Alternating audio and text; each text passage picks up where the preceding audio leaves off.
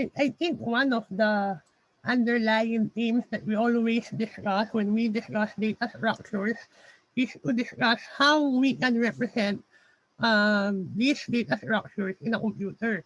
So if you will remember in CS32, we always look at how we can represent a stack or a queue using an array or using a linked list.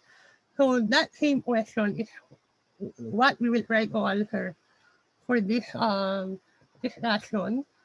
So, well, for a general binary tree, obviously, since the structure is quite dynamic, it will be very hard for us to use a binary an array to represent that. So, obviously, we will be using the linked representation.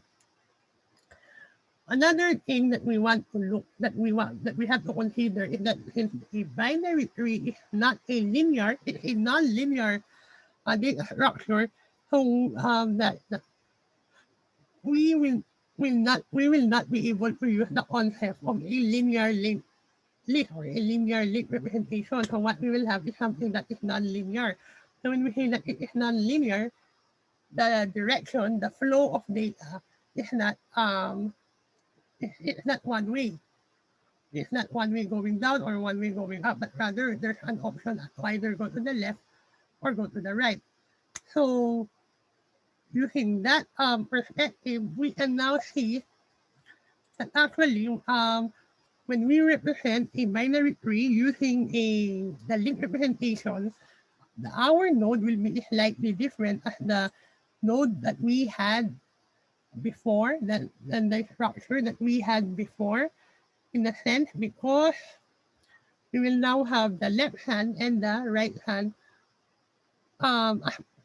point. We will now have left hand and right hand pointers. Okay, so instead of having only one pointer pointing to the next node, we will now have two pointers, one pointer pointing to the left and another pointer pointing to the right. So this will now be the structure of our binary tree when we represent it using the link, using a link representation. So how do we copy? So for example, I have a binary tree and I want to copy it to another binary tree. How will I do that?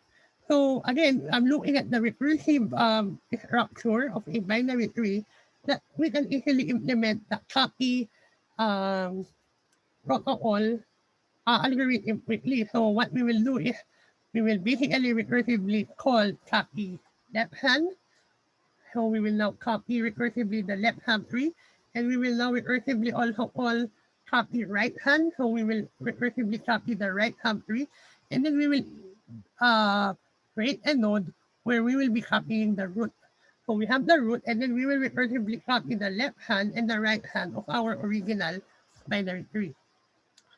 In the same way, we will also use that same technique when we determine whether two trees are equivalent or not. So when we say equivalent, that means we have exactly the same. So if I have two binary trees, how can I know if they are exactly the same? So how we will do that? We will first check if the roots are the same. If the roots are the same, then we will recursively check if the left hand of this tree is the same, is equivalent to the left hand of the other tree.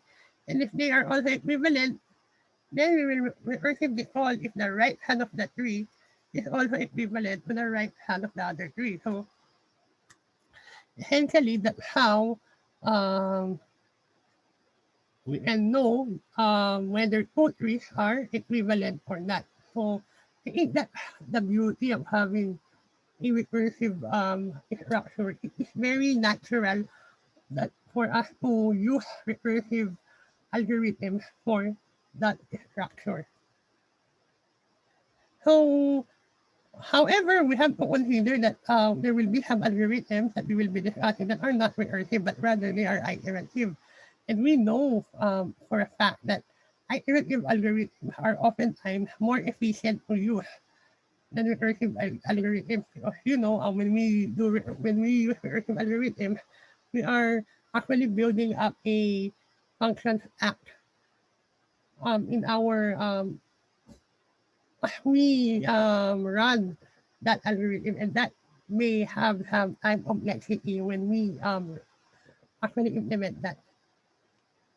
So for the next video, we will discuss some iterative algorithms that we can use for binary trees.